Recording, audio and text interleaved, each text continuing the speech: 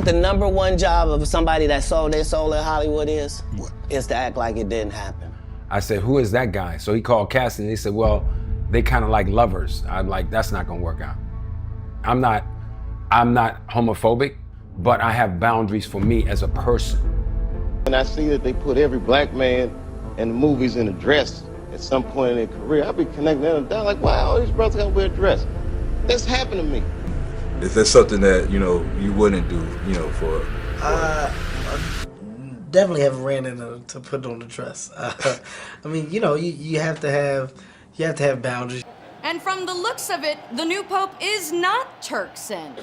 The new pope is 9-year-old Oscar nominee Kavenshané Wallace. Wow. You've heard the talk for years. The whispers that crawl through Hollywood backrooms like smoke in the night. Stories that suggest fame doesn't come free. That sometimes success is tied to deals you'll never see on paper. Transactions that leave scars instead of signatures. Tonight, we pull back the curtain on the rumors everyone pretends not to hear. There's always something suspicious about careers that skyrocket too fast. Stars who go from unknown to household names almost overnight. People act like it's luck or raw talent, but the pattern keeps repeating. The rise often feels too polished, too controlled, almost manufactured. What if I told you those fast tracks to fame weren't accidents, but bargains no one dares admit out loud? And then there's Clifton Powell, a man who didn't just talk about boundaries. He lived them. While others bent to the rules of Hollywood's hitting game, Powell refused to pay the price. Judging from my resume, I haven't turned down much. The thing that I want people to understand is a lot of the smaller movies that you see me in probably was a friend of mine or a producer who hired me when I had no money, or they come highly recommended. I've been offered some different types of roles that I didn't take. I did a TV series where they wanted me to play the neighborhood coon, and I walked off of that. But most of the time when I read a script, if I like it, I do it, I don't let when you get to a certain level, when you get to my level and above, your agents kind of tell you what to do. And I don't let anybody tell me what to do. I've worked my ass off and I do what I want to do. Sometimes, like say for instance, I'm gonna speak on this movie because I caught a lot of flack for doing this movie, Women That Aren't Loosed. Now, how I got that role, and please, everybody that's listening understand, I never read that script. Reuben Cannon, who put me in Selma Lord Selma, he put me in Buffalo Soldiers, and he put me in Why Do Fools Fall in Love. He called me on a Thursday and said, hey Cliff, I need you tomorrow for this role. My main actor dropped out, I need you. And I came in because that's one of my partners. And he hired me when I had nothing. He saw the talent. And so when I read the script, when I got to the set, and when I read the part about the little girl, I made them restructure that. I said, I don't think it's necessary for me to have to touch that little girl. Let's just close the door and we hear, maybe her scream or something. I'm not doing that. Now, on the flip side, I wouldn't have taken that role if I read the script because I have a daughter and I know how that is perceived. But after we did the movie, we went around to a lot of places and had panel discussions to help women who have been physically, mentally, and spiritually. So something good came out of that, but that's not a role I would have picked for myself. So they wanted you to play a neighborhood queen? Tell me more about that. It was a TV series. It's a TV series called Simon on the WB. I think it was the WB network. I can't remember.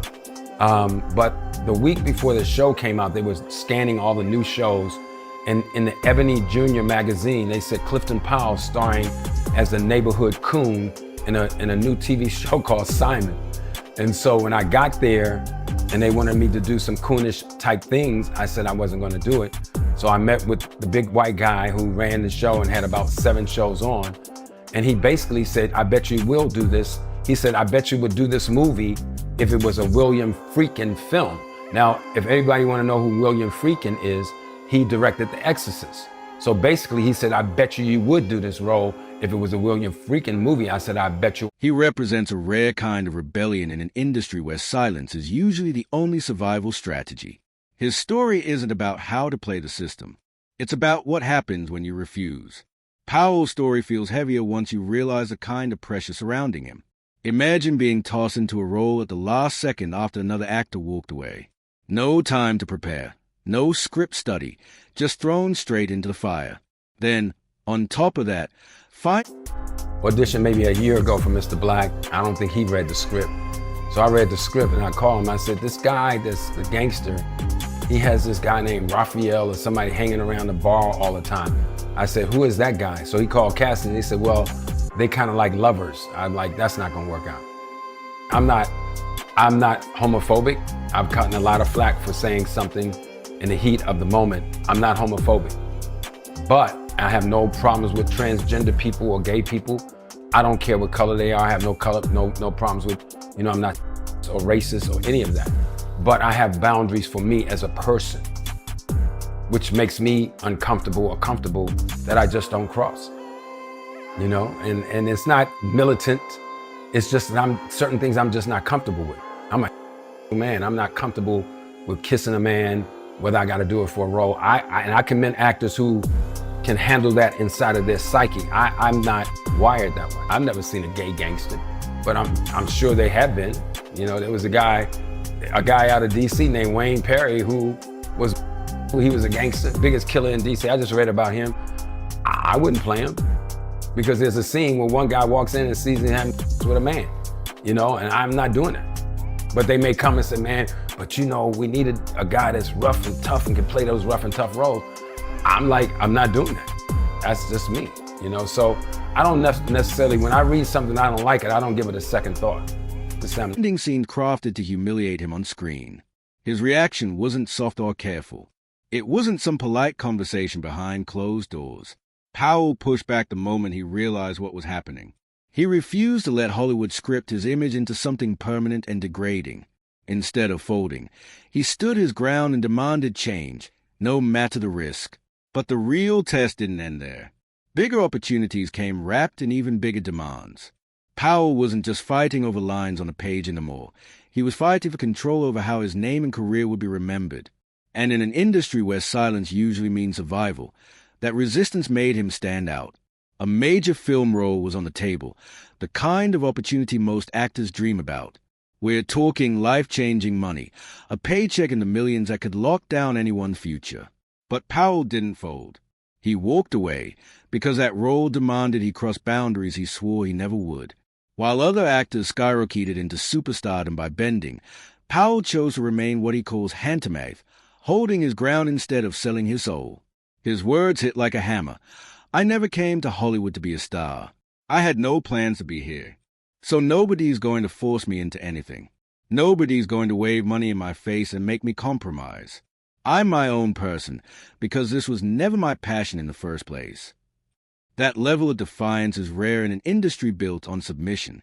Powell traces that backbone straight to his upbringing. Raised in the 60s, right in the middle of the civil rights movement, surrounded by black teachers who were militants and revolutionaries, he was taught to carry himself with pride. That foundation made him unshakable. It's not arrogance, it's a standard he refuses to lower. I used to work at the swap meet. I used to work at Covenant House. I used to do clerical work. I used to do phone sales. I just never quit, okay? So when we talk about adversity, if this is your passion, don't quit. So your empty top is all right then. Shut Get up. to that. No, What I'm not making. listen to me. Because I want to clean that adversity thing up because it's very important about what choices people make to think they're going to make it, which rolls into your way to the top.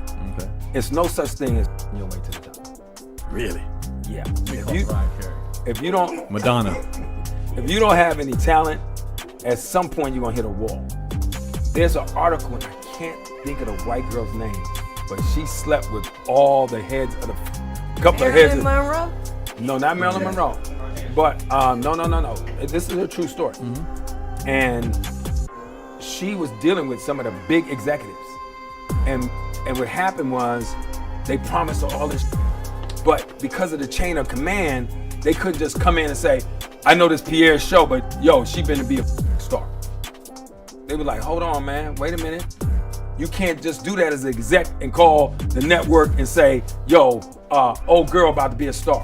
So she's suing all the head of those guys because she thought she could her way to the top. But some people have their way to the top. Come on, Clifton, we have family here, bro. I'm just being real with you. I am too. I believe that there's no such thing as your way to the top. Now, can you position yourself to move in a different way? No, I think, no, listen what I'm saying, because this is what I teach. And I get female students who, like my girl's gorgeous. Mm-hmm. You're gonna hit a wall where you're gonna get... Whether it's 50 million or 50 billion a day, he says no amount will ever buy his compliance. And that declaration reveals the truth about Powell.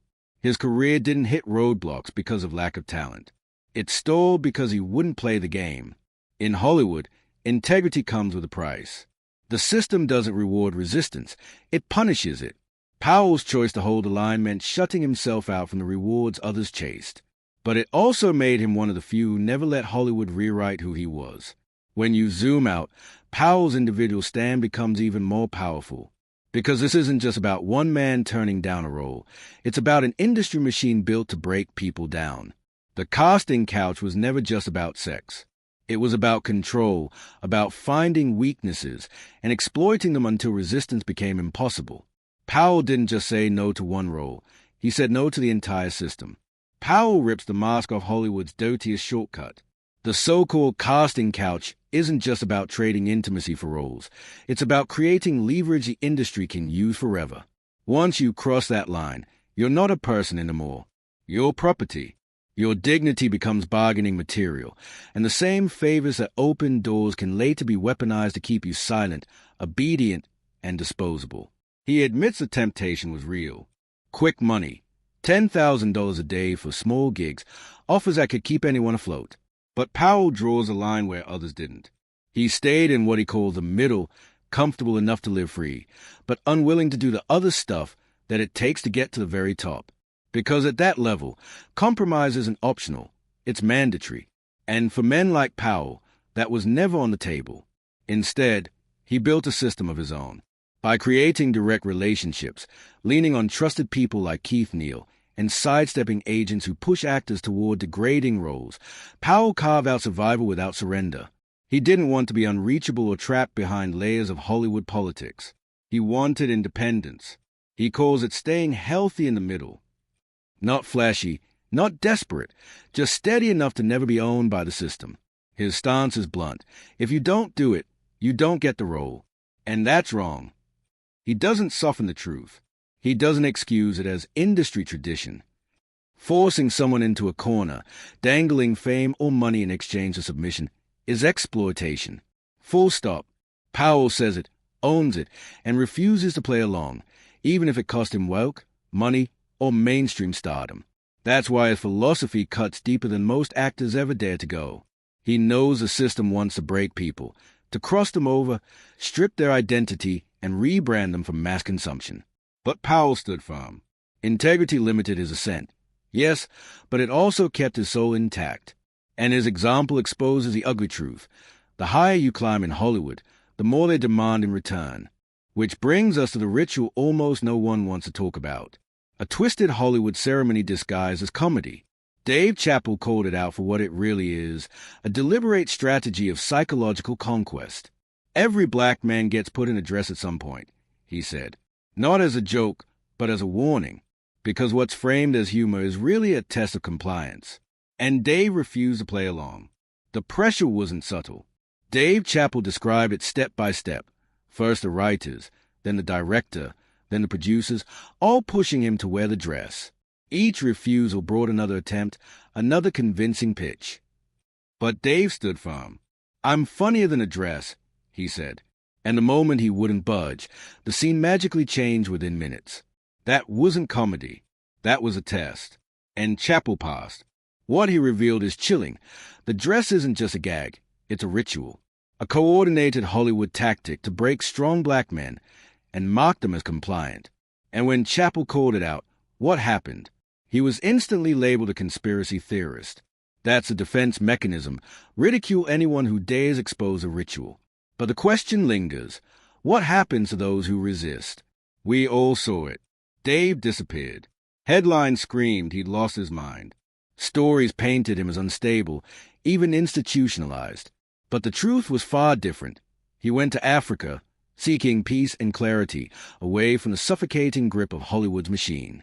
He walked away from $50 million, and in return, society branded him crazy. The message was unmistakable. Refuse humiliation, and they'll destroy your image. Chappell himself admitted the crazy label eventually became liberating. Once the world thinks you're insane, you're free to say what you want. But Hollywood's lesson was clear. Submission equals success. Resistance equals erasure. And the ritual of men in dresses isn't about laughs. It's about conditioning. A psychological filter ensuring only the obedient rise to the top. Kevin Hart became the system's perfect example. Early in his career, he was bold. He said he'd never wear a dress, no matter the money. Protecting his brand was non-negotiable. He drew a line in permanent marker. But as time went on, the pressure didn't fade. It grew, and Hollywood's machinery pushed until even Kevin reconsidered his stance. The system doesn't stop until you break. Years later, Kevin admitted what many already suspected. At first, he said no. Then the right role came, framed as funny and harmless, and suddenly the boundary disappeared.